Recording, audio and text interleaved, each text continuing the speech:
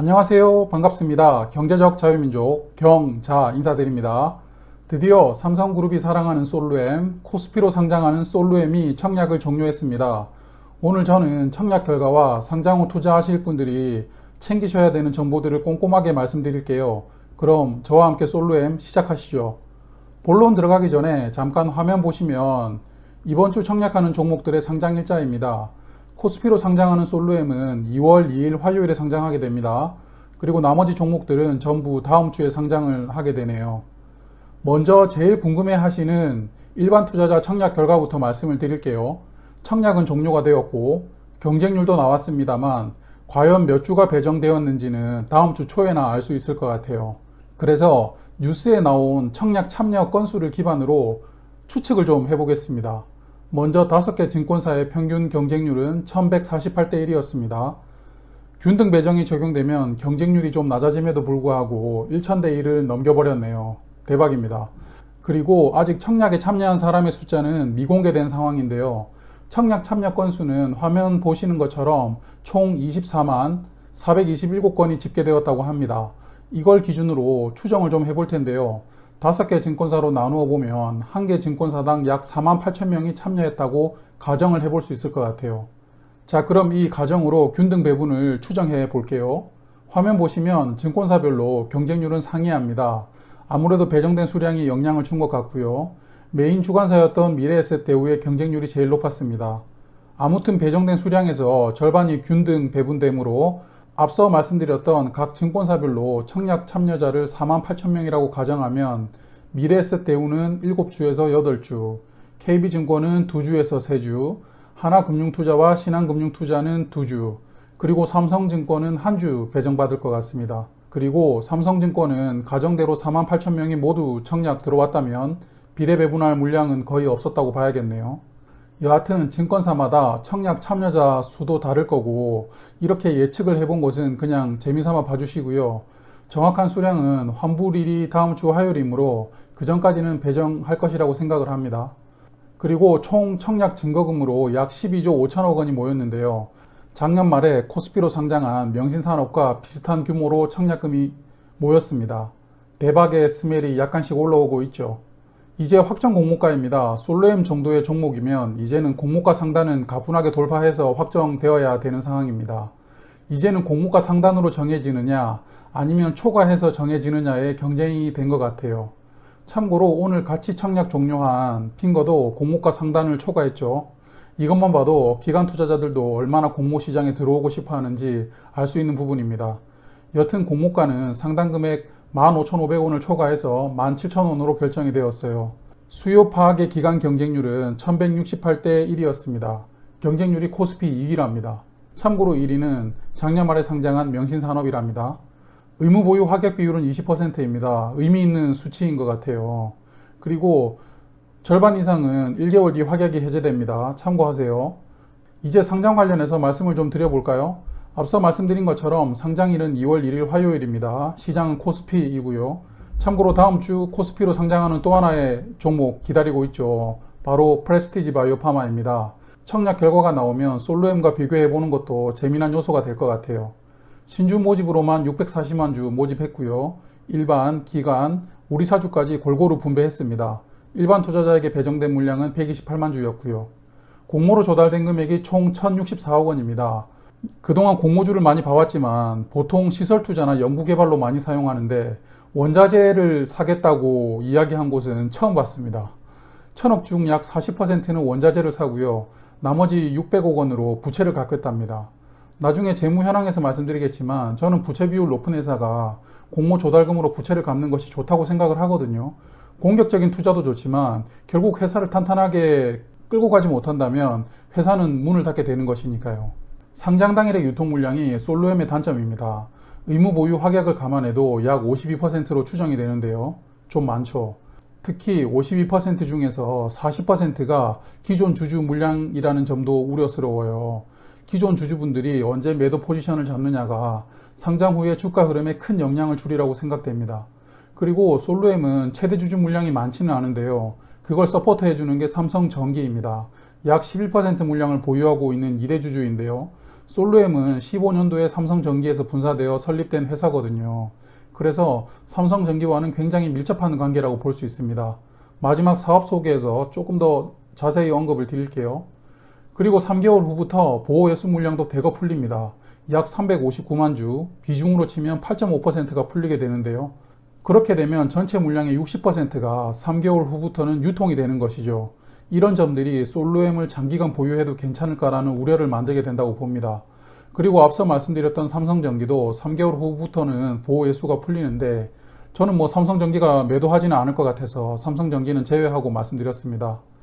이제 재무 현황을 좀 말씀을 드릴게요. 일단 올해 매출 1조 클럽에 가입할 수 있을 것 같아요. 3분기까지 매출이 8천억 원이니까 4분기 합치면 1조가 조금 넘지 않을까 예상이 됩니다. 그리고 부채 비율을 지속적으로 낮추고는 있는데 아직도 348%입니다. 저번에 한번 언급드렸지만 제조업의 이상적인 부채 비율은 100% 내외로 관리하는 거거든요. 그래서 이번 공모금액으로 600억 원가량 부채를 갚으면 200%대로 낮출 수 있다고 보입니다. 더 낮추어서 탄탄하게 회사를 운영을 했으면 좋겠어요. 그리고 이익률은 작년과 올해 4%씩 나왔는데 그리 높지가 않죠.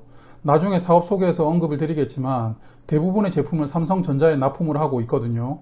그래서 엄청나게 원가 절감을 강요당하다 보니 이익률이 낮게 나오는 것 같습니다. 삼성전자의 1차 협력사라는 것은 엄청난 것이지만 매출 다변화는 회사 성장의 필수 항목이라고 생각합니다. 자꾸 이야기가 길어지니까 여기까지만 할게요. 그래도 화면 보시면 매출액과 이익 규모가 매년 확대되는 것은 정말 좋다고 생각을 합니다. 회사가 성장하고 있다는 증거니까요. 이제 주당 가치 볼까요? 19년 이익 기준으로 EPS 905원이었고요. PER은 18.8입니다. 무난한 수준으로 상장하는 것 같아요. 상장 당일의 주가 밴드를 말씀드리자면 공모가 17,000원 기준으로 시초가는 34,000원까지 시작될 수 있죠. 그리고 모두가 바라는 따상, 첫날 마무리된다면 주가는 44,200원이 됩니다. 시가총액도 공모가 기준으로는 7,226억 원이고요. 공모가 200%는 약 1조 4,500억 원으로 올라가게 됩니다. 그럼 이제 솔루엠의 적정 주가를 산정해보기 위해서 솔루엠이 공모가 산정을 위해 비교한 기업들과 시가총액과 재무 규모를 비교를 해볼게요. 화면을 보시면 국내 4개 기업과 해외 3개 기업, 총 7개 기업과 비교를 했습니다. 그 중에서 저는 국내 4개 기업과 비교를 해보겠습니다. 4개 기업은 한솔테크닉스, 파워넷, 동양 EMP, 그리고 실리콘웍스입니다. 먼저 시가총액과 매출액 등의 재무 규모를 보니 4개 기업의 편차가 너무 심해서 이걸 평균을 해야 되나 고민이 되었습니다. 그래도 주관사에서 선정한 기업이므로 평균을 내보겠습니다. 4개 기업의 평균 시가총액은 4,716억 원이고요. 매출액은 5,397억 원, 이익은 307억 원, 이익률은 6%였습니다. 이제 솔루엠과 비교를 해보면 솔루엠이 매출액은 약 3천억 원이 많으나 이익은 비슷하다는 걸 알 수가 있죠. 앞서 언급드린 대로 솔루엠은 이익률 개선이 필요하고요. 매출액 차이를 기반으로 재무 규모로만 판단했을 때 솔루엠의 시가총액은 공모가 수준인 7,226억 원이 적정하지 않나 생각을 해봅니다. 하지만 이거는 좀 보수적으로 생각을 한 거고요. 동일 업종의 평균 PER과 비교를 해보자면 솔루엠은 사업 부문이 전기 제품과 디스플레이 장비 및 부품에 해당되어 두 업종의 PER을 화면에 보여드리고 있습니다. 동일 업종과 비교하면 솔루엠은 주가가 공모가 기준으로 4배가 상승해도 여유가 있어 보이네요. 그만큼 어떤 지표로 비교를 하느냐에 따라 해석의 차이가 크다는 점을 보여드리고자 이렇게 말씀을 드렸습니다. 수익률 극대화하시는 판단하시길 바랄게요.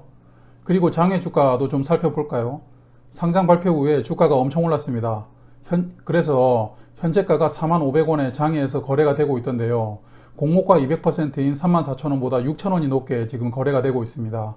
이를 미루어 보면 상장 당일의 시초가 200%로 출발 가능성이 굉장히 높다고 생각을 합니다.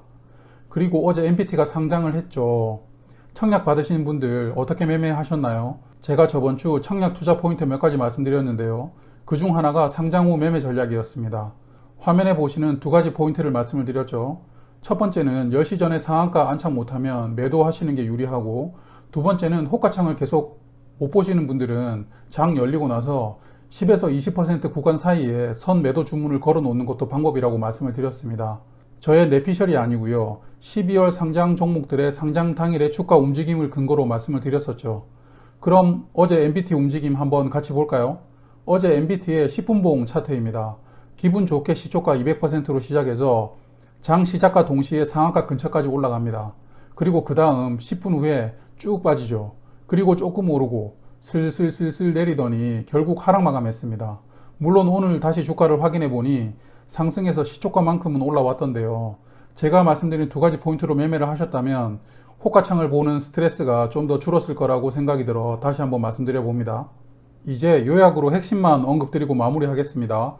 솔루엠은 2월 2일 화요일에 코스피 시장으로 상장을 하고요. 개인 청약 경쟁률이 균등 배분 종목임에도 불구하고 1148대 1이어서 청약이 굉장히 흥행했다고 생각을 합니다. 하지만 상장 당일의 유통 물량 비중이 52%에다가 3개월 후에는 60%까지 올라가는 점이 단점이고요. 그리고 회사는 지속적으로 부채 비율을 낮추면서 이익률 개선을 위한 매출 다변화가 숙제라고 생각을 합니다. 마지막으로 장외 가격 및 청약 경쟁률을 미루어 볼 때 시초가 200% 출발 가능성이 높다고 생각을 합니다. 수급을 잘 살피시면서 수익 극대화 하시길 바라겠습니다. 이제 솔루엠의 사업 소개입니다. 솔루엠에 대해서 어느 정도 아시거나 저의 공모주 소개를 보신 분들은 패스하시고 영상 종료하셔도 됩니다. 그래도 보고 싶다 하시는 분들 끝까지 한번 저와 같이 가시죠. 솔루엠은 2015년도에 삼성전기에서 분사가 되었어요. 자세한 사연은 모르겠지만 삼성전기의 디지털 모듈 사업부에서 분사가 되어 별도 회사로 설립이 되었습니다.